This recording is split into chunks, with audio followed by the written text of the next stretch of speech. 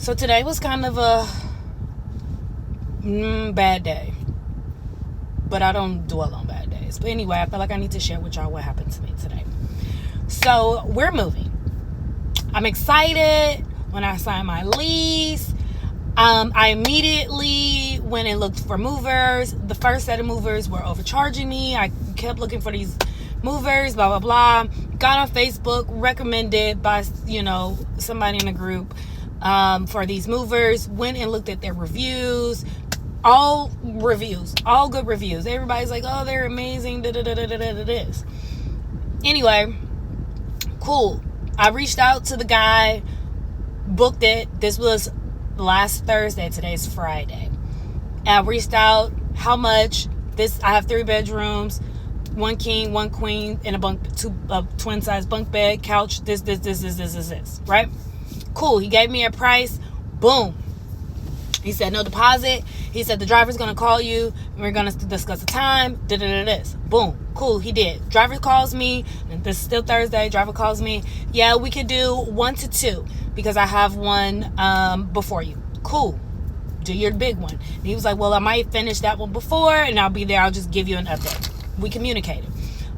Fast forward to today. I never received like a reconfirmation.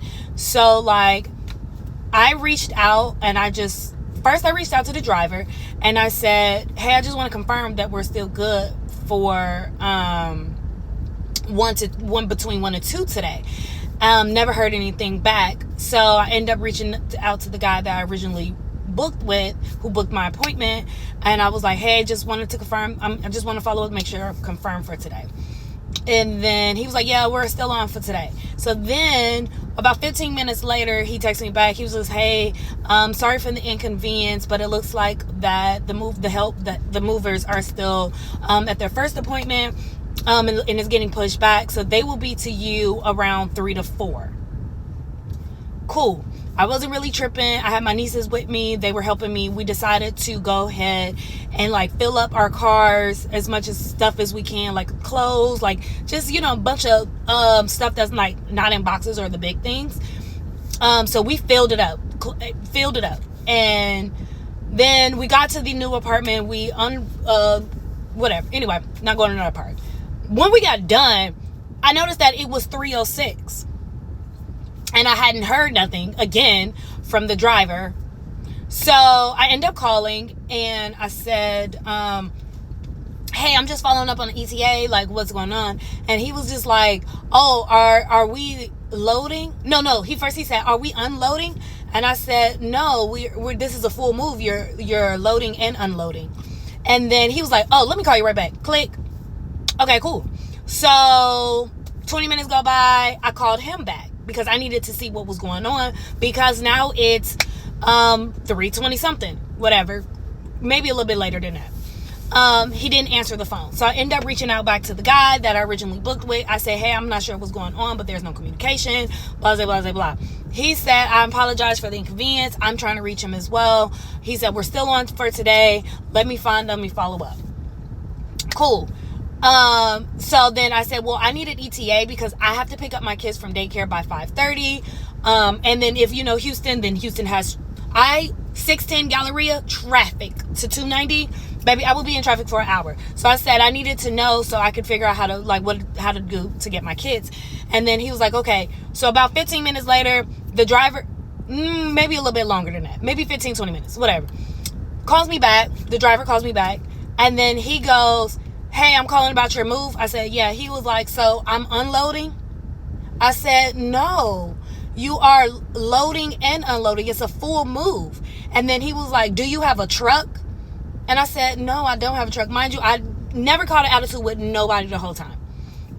I'm already stressed out that we're moving. It's just too much. Too much money coming out of my bank account. It's just too much. Anyway, and he instantly have an attitude. He was like, well, I'm only asking because somebody stole my truck or somebody stole something, and he doesn't have all of his jobs and itineraries in front of him, so he's trying to get the information.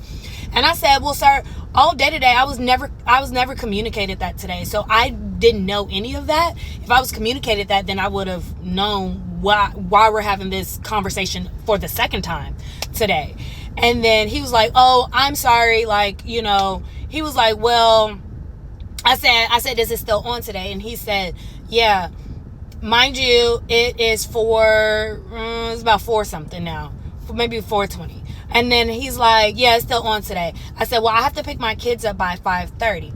I said, what time do you think you can be here? Like what's the time frame? He said, oh, I could be there between 5:30 and 6. I said, I paused, and he said, hello. I said, okay, that's fine. I said, let's keep 5:30. He said, okay, I'll be there. So I end up leaving, sitting 610 traffic, rushing, trying to find as much way as I can to get to my kids, get back. I get back here to my apartment at exactly 5:42. I hadn't heard anything at 5:30. So I call. No answer. Cool.